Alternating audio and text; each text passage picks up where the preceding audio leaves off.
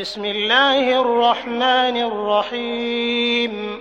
اور اسی لیے جب لوگ مجھ سے اکثر پوچھتے ہیں مولانا یہ مشکل ہے اور یہ مصیبت ہے اور یہ غم ہے اور یہ ہم ہے اور یہ درد ہے یہ پریشانی ہے، تو میں ایک ہی بات کہتا ہوں کہ میں آپ کو وہ دعا بتا رہا ہوں جس سے برتر، جس سے افضل، جس سے کامل تر کوئی دعا ہو ہی نہیں سکتی۔ یعنی عقیدت میں نہیں کہہ رہا ہوں، ذوق، ذاتی ذوق کے تحت نہیں کہہ رہا ہوں،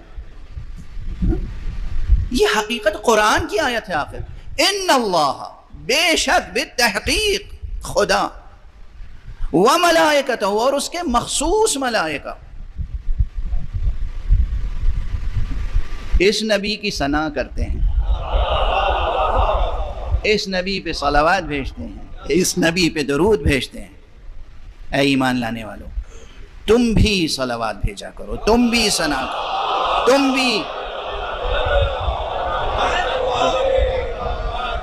اس سے بڑی کوئی دعا ہو نہیں سکتی، اس سے بڑی کوئی دعا ممکن نہیں ہے۔ حضرت امام ثامن الحجج، امام رضا علیہ السلام،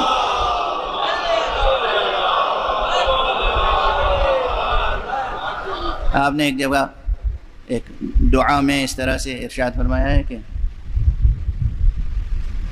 اللہم صلی علی محمد و آل محمد، اور اس کے بعد وہ عبارت آگے بڑھتی ہے، وہ کہتے ہیں یا من شرفت الصلاة بالصلاة علیک، اے وہ ہستی جس کے اوپر درود کے سبب سے یہ نماز باشرف ہوتی ہے۔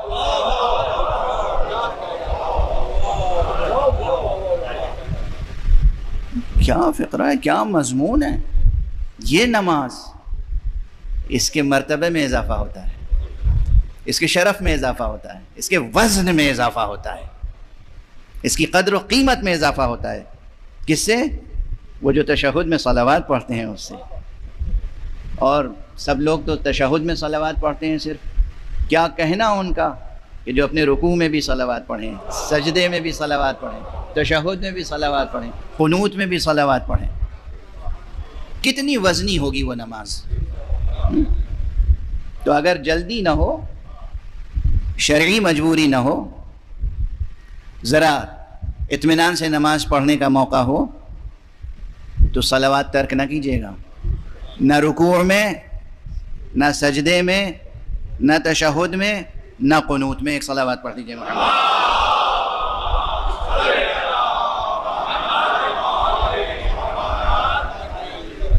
تو یہ ایک درمیان میں بات آ گئی۔ اسی سورہ مبارکہ میں یہ سورہ احزاب، جس میں یہ آیہ صلوات ہے، یہ آیہ صلوات ہے پیغمبر کے لیے اور اہل بیت پیغمبر کے لیے۔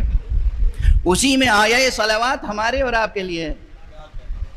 هو الذی یصلی علیکم وملائکتہ لیخرجکم من الظلمات الی النور، وہی ہے وہ پروردگار کہ وہ اور اس کے فرشتے تم پر رحمتیں نازل کرتے ہیں تاکہ تم ظلمتوں سے نکل کر نور تک پہنچو۔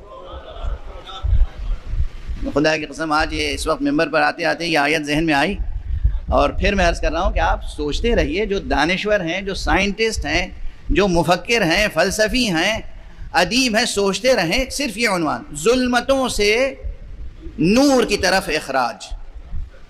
کتنا ریاض فکر چاہیے، کیسی ریاضت فکر چاہیے، کتنی گہری سوچ درکار ہے، کتنی بلند سوچ درکار ہے۔ اور پھر سوچ صرف نہیں، کامل ترین نظریہ وہی ہوتا ہے جو قابل عمل ہو۔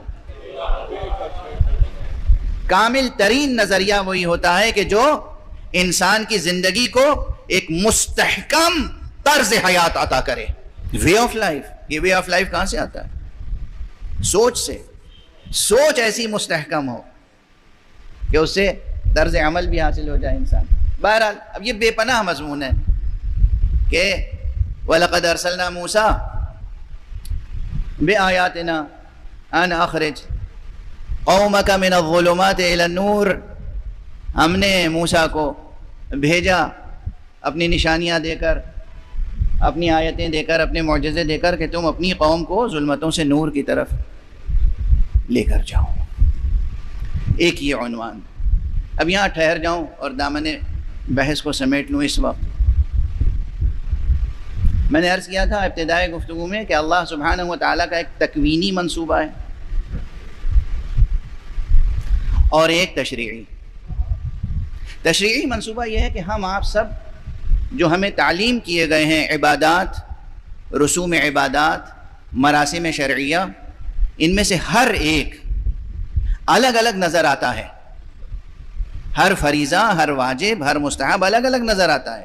نماز الگ ہے، اس کی ایک شکل و صورت. روزہ ایک الگ حقیقت ہے، زکوٰۃ ایک الگ حقیقت ہے، حج ایک الگ حقیقت ہے، عمرہ ایک الگ حقیقت ہے، زیارت ایک الگ حقیقت ہے، اور اسی طرح. لیکن ان تمام میں ایک جوہری عنصر مشترک ہے. یہ سب کے سب دراصل انسان کو ظلمتوں سے نکال کر نور تک لے جاتے ہیں.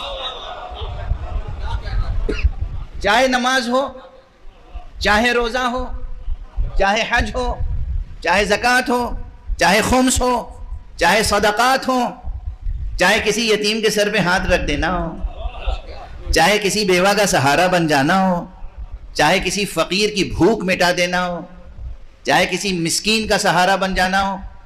ہر وہ عمل جس کو شریعت نے تجویز کیا ہے مقام تشریع میں، تمام اعمال میں بظاہر ان کی صورتیں، ماہیتیں، حقیقتیں الگ نظر آتی ہیں، مگر یہ سب کے سب ایک انسان مومن کو ظلمتوں سے نکال کے نور تک لے جانے والی چیزیں ہیں. اور اب مقام تکوین میں، مقام تکوین کیا ہے؟ مقام تکوین تو مخصوص ہے حق سبحانہ و تعالیٰ کے لیے. وہ جو چاہتا ہے کرتا ہے. اس نے اس نظام زمان و مکان کو، اس نظام دہر کو، اس عالم ہستی کو بنایا ایسا ہے، اور اس میں وہ حرکت جوہریہ رکھی ہے، وہ جوہری حرکت رکھی ہے کہ یہ خود ظلمتوں سے نکل کے نور کی طرف جا رہا ہے پورا عالم ہستی. یہ لطف پروردگار ہے، اور طرح طرح سے اسے بیان کیا. کہیں کہا مثلا کہ یا ایھا الانسان انک کادح الی ربک کدحا فملاقیہ، اے انسان کشا کشا تو اپنے رب کی طرف لے جایا جا رہا ہے، یہاں تک کہ اس سے ملاقات ہو جائے، لقاء رب حاصل ہو جائے. لقاء رب کے بعد پھر کوئی منزل رہ جاتی ہے؟ کہیں اور مختلف اسالیب میں. لیکن چونکہ ایصال ثواب کے عنوان سے مجلس ہے، اور میں گزشتہ اپنی تقریروں میں ایک عنوان بار بار ذکر کرتا رہا ہوں، جمالیات موت. ہوگا ذہنوں میں. موت کی سب سے بڑی جمالیاتی قدر یہ ہے کہ یہ وہ لمحہ ہوتا ہے جب انسانی روح ظلمات بدن سے نکل کے عالم نور کی طرف پہنچتی ہے. مگر جتنی بھی جمالیات موت کے ساتھ وابستہ ہیں، حقیقت یہ ہے کہ وہ سب ایک انسان مسلم و مومن کے لیے ہیں، غیر مومن کے لیے نہیں. سلام یا مجدی